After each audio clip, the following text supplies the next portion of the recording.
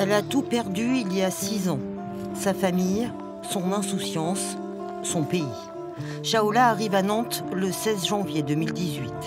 Elle n'a rien oublié de cette effrayante nuit glaciale dans l'immense gare routière.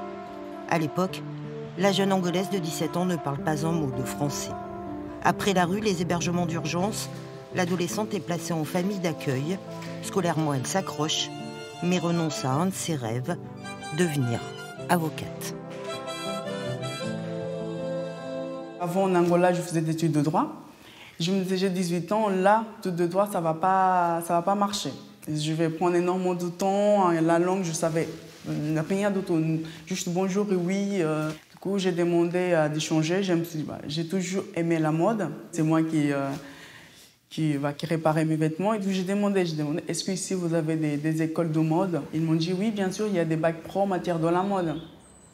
Forte d'un parcours scolaire sans faute, des projets plein la tête, Shaola grandit sans jamais faiblir. Aujourd'hui, c'est une étudiante autonome, bénéficiaire du revenu jeune. Elle touche 508 € chaque mois. C'est ça que ça me permet de payer le loyer ici. De payer le loyer. Des fois, voilà, c'est serré, mais ça m'aide beaucoup. C'est là, en fait, où ça m'a donné vraiment ma liberté. Actuellement, j'ai 23 ans, j'aurai 24 le 29 mars. Je suis heureuse quand même de me prendre en charge et d'avoir, en fait, mon monde à moi aussi. Dans son monde à elle, il y a cette immense colocation, la Fondation Juliette Dumestre, un établissement dirigé par celui qu'elle appelle avec tendresse Monsieur Patrick. Elle vit là avec 12 autres résidents qui, comme elle, louent une chambre pour 230 € par mois. Comme d'habitude, si tu veux. Quand je me sens des fois toute seule, j'ai envie d'avoir du monde. Je viens ici, je fais mon bazar, je fais du bruit et tout le monde va descendre. Et là, je me trouve bien entourée. Et après, quand j'ai envie d'être seule aussi, je suis seule. Et du coup, je me sens bien. Il y a une semaine, il y a une assistante en fait, à la mission locale. Elle m'a posé la question si on a de la place ici pour faire postuler un jeune. Tu sais, la place, ça dépend du turnover, des allées et venues, comment dire, des départs de chacun. Là, par exemple, on va avoir 2 chambres qui vont se libérer. En Loire-Atlantique, plus de 400 jeunes précaires ont bénéficié du dispositif départemental depuis sa création en juillet 2022. Un filet de sécurité précieux pour retrouver la confiance et l'estime de soi. De l'accompagnement sur mesure pour une durée de 4 mois, renouvelable. C'est pas forcément qu'une précarité financière. Après, c'est souvent un cumul de plusieurs choses, de plusieurs éléments. Aussi bien, effectivement, une dégradation des contacts et des liens avec la famille, être perdu au niveau de son orientation, ne pas réussir à trouver un emploi, être immobilisé, ne pas avoir forcément de moyens de locomotion, perdre le lien avec ses amis. Et en fait, à un moment donné, on se retrouve isolé et les difficultés financières arrivent. Et effectivement, là, à ce moment-là, on a...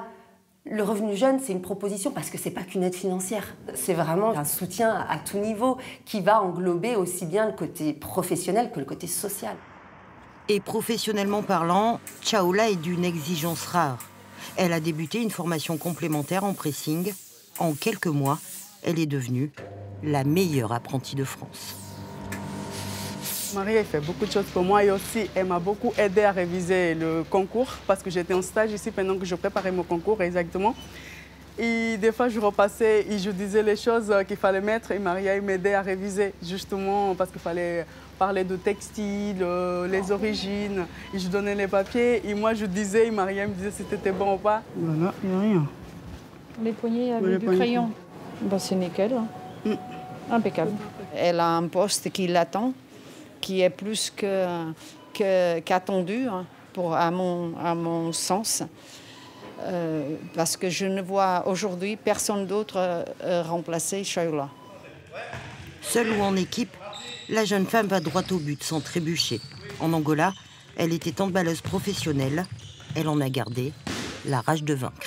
En pratiquant le sport, le hand en particulier, je me sens libre, je me sens vivante. Et ça me fait... Je respire en fait, c'est la vie pour moi. Son envol, elle l'aura quand elle pourra travailler. C'est vraiment ce qu'elle a envie d'être, de pouvoir travailler, gagner son argent, avoir son appartement et pas forcément dépendre de la volonté et de toutes les bonnes volontés qui l'entourent. Maintenant, elle a envie de s'émanciper. Oui, je peux réaliser mes projets et mes objectifs parce que je compte avoir une entreprise. D'abord, je compte passer mon permis, avoir mon entreprise et, et travailler pour moi-même. En fait, je compte parce que j'ai déjà ma marque, j'ai déjà mon logo, en fait, j'ai déjà tout créé. Dans un an, Chaola n'aura plus droit aux revenus jeunes. Cette aide financière lui aura permis d'ouvrir toutes les portes. Mais il en reste une, fermée à double tour, celle de la préfecture. Depuis des années, elle attend des papiers, mais ses nombreuses demandes de titres de séjour ont toutes été refusées.